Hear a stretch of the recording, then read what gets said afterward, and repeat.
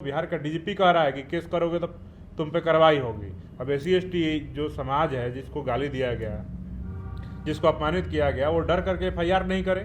आप यही चाहते हैं ना। तो उन गुंडों को कहिए ना, जातिवादी गुंडों को, कि अनुसूचित जाति जनजाति एससी एसटी समाज पे अत्याचार शोषण करोगे तो तुम पे सख्त कार्रवाई होगी, तुम्हारा एनकाउंटर होगा। ये बात तो कहने का हिम्मत नहीं है।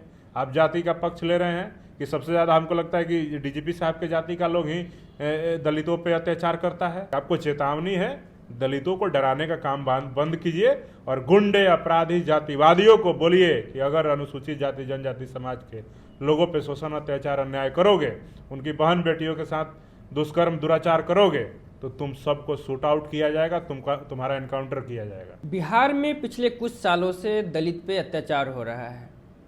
हाल ही में बिहार के डीजीपी का बयान है कि अब फर्जी एससी एसटी केस करने वालों पे कार्रवाई होगा। इन्हीं सब मुद्दों पे बात करेंगे। अभी हमारे साथ बिहार के भीम आर्मी प्रदेश अध्यक्ष अमर ज्योति हैं। सर, जिस तरह से बिहार के डीजीपी कह रहे हैं कि फर्जी एसटी एसटी केस करने वाले पे अब कार्रवाई होगी, तो क्या कहेंगे इस पर? देखिए, बिहार के डीजीपी साहब को तो सबसे पहले ये समझना चाहिए कि वो जज नहीं है, ना वो संविधान के निर्माता है।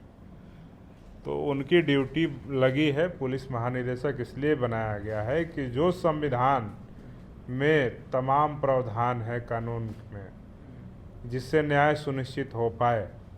आज का डाटा है कि बिहार में 19 लाख से ज़्यादा केस बिहार के न्यायालयों में पेंडिंग है। कारण, पुलिस किसी में चार्जशीट जमा नहीं की है और किसी में क्लोजर रिपोर्ट जमा नहीं की है, जिसकी वजह से बिहार में 19 लाख से ज़्यादा केस न्यायालयों में पेंडिंग पड़े हुए हैं।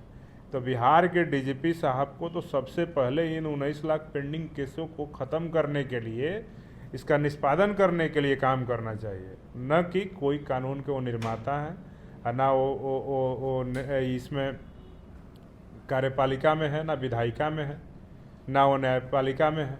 तो हमारा बस यही है डीजीपी साहब से कि डीजीपी साहब एससी एसटी एक्ट पर ज्ञान देने से ज़्यादा एससी एसटी एक्ट में जितने केसेस पेंडिंग पड़े हुए हैं पूरे बिहार में, जिसमें गिरफ्तारी नहीं हो पा रही है, और अभी तो दुर्भाग्य ये है कि एससी एसटी एक्ट का मुकदमा जब तक हत्या नहीं हो जाता है तब तक निष्प्रभावी हो गया है।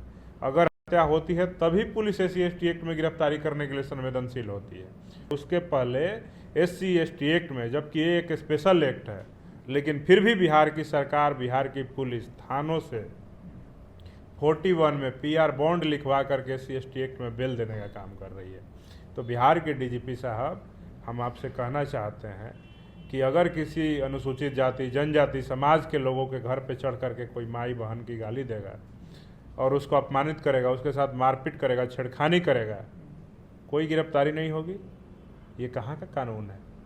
लेकिन अगर उसी बेटी जिसके साथ छेड़खानी हुआ, जिसके साथ गाली गलौज किया गया, उसकी हत्या कर दी जाए, उसका दुष्कर्म करके जान ले लिया जाए, अगर इस तरह की घटनाएं होती है तो हम पूछना चाहते हैं कि उस समय फिर क्यों गिरफ्तारी? आप जब कानून आपके पालन करने के लिए बना है एससी एसटी एक्ट, तो आप अपराध रोकने के लिए ना उसको इस्तेमाल करिएगा।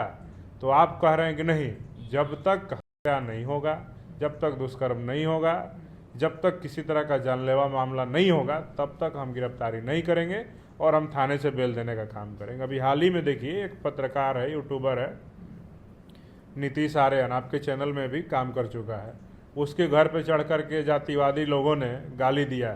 सैकड़ों की संख्या में घर पे चढ़ के गाली दिया, उसका मुंह नोच लिया, उसके साथ मारपीट किया, बदतमीजी किया, माँ बहन की गंदी गंदी गालियाँ दिया। लेकिन उस केस में जब मेरी बात हुई तो पता चला कि एससी एसटी एक्ट में इसलिए गिरफ्तारी नहीं हो सकती है कि जो ऑफेंस अपराधियों ने किया है, जो जातिवादी गुंडों ने जिस प्रकार की घटना को अंजाम दिया, उसमें 7 साल से कम की सज़ा है।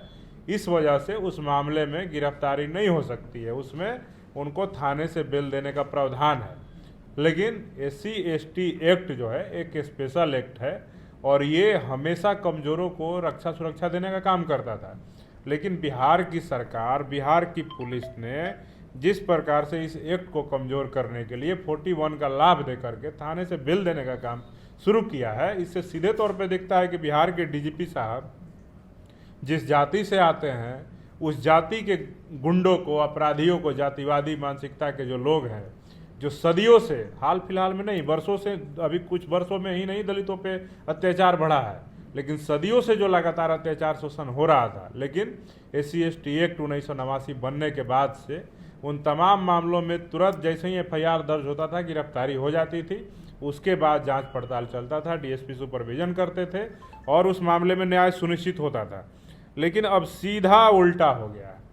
तो इसमें DGP साहब को चाहिए कि SC/ST एक्ट में 41 का लाभ आप जो दे रहे हैं, इसके खिलाफ जल्द ही भीम आर्मी पूरे स्टेट में राज्यव्यापी आंदोलन करेगी, सरकार के खिलाफ और पुलिस के खिलाफ। और बिहार में 38 जो विधायक और 6 सांसद चुप्पी साधे हुए हैं SC/ST का लाभ लेकर के, उनकी कुर्सियों से विधायक सांसद बन करके, और बिहार में दलितों पे शोषण अत्याचार अन्याय जिस तरह से बढ़ा हुआ है, और इस मामले पे वो कहीं बात नहीं रख रहे हैं कि 41 का लाभ आखिर इन गुंडों को, अपराधियों को क्यों मिल रहा है, क्यों इनको थाने से बेल दे दिया जा रहा है। SC/ST एक्ट में जब दुर्व्यवहार होता है, मारपीट होता है, गंदी गंदी गालियाँ दी जाती है अनुसूचित जाति जनजाति समाज के लोगों को, तो इन विधायक सांसदों को भी शर्म के मारे पानी में डूब करके मर जाना चाहिए। जब ऐसे लोग समाज की रक्षा सुरक्षा के लिए, उनके मुद्दों को लेकर के जिम्मेदार लोग जो सदन में जाते हैं वो कुछ नहीं कर पा रहे हैं, तो मुझे लगता है कि अब आवश्यकता आ गई है कि बिहार के अनुसूचित जाति जनजाति समाज एकत्रित होकर के इन नेताओं के साथ साथ सरकार और पुलिस के खिलाफ भी एक बहुत ही राज्यव्यापी बड़ा स्तर पे आंदोलन करे, और SC/ST एक्ट जैसे पहले था उसको पुनर्बहाल कराने के लिए हम सब लोग फिर से जरूरत आ गई है कि अब सड़कों पर उतरना पड़ेगा। और बिहार के DGP साहब को हम यही कहेंगे कि कानून बनाने वाले आप नहीं हैं, कानून की रक्षा और उसका पालन कराने वाले हैं। तो कानून का रक्षा करिए, कानून का पालन करिए, ज़्यादा ज्ञान मत दीजिए कि SC/ST एक्ट फर्जी करेंगे तो उस पर कार्रवाई होगी। SC/ST एक्ट फर्जी कोई नहीं करता है। अगर SC/ST एक्ट ही नहीं है जो फर्जी मुकदमा दर्ज होता है, कई ऐसे केसेस हैं जो फर्जी मुकदमा होता है, रेप की केस फर्जी हो जाता है, हत्या का केस फर्जी हो जाता है, हत्या किया कौन, नाम किसी और का हो जाता है। इस तरह के तमाम केसेस हैं जो फर्जी होते हैं, सिर्फ SC/ST एक्ट नहीं है। तो आप उन सारे केसों पे बात रखते DGP साहब, तो हमको लगता है कि आपकी बात को हम लोग सुनते मानते, लेकिन आप सीधे SC/ST एक्ट पे, यानी कि आप SC/ST समाज के लोगों को डराने का काम कर रहे हैं। आप डरा करके इनको बताना चाह रहे हैं कि देखो बिहार का DGP कह रहा है कि केस करोगे तो तुम पे कार्रवाई होगी। अब SC/ST जो समाज है, जिसको गाली दिया गया, जिसको अपमानित किया गया, वो डर करके FIR नहीं करे। आप यही चाहते हैं ना, तो हम DGP साहब कह देते हैं कान खोल के सुन लीजिए, भीम आर्मी अभी है, और भीम आर्मी के रहते SC/ST समाज के किसी भी व्यक्ति का FIR दर्ज नहीं हुआ किसी थाने में, अगर मेरे संज्ञान में आ गया तो आपके पदाधिकारी के ऊपर भी कार्रवाई होगी।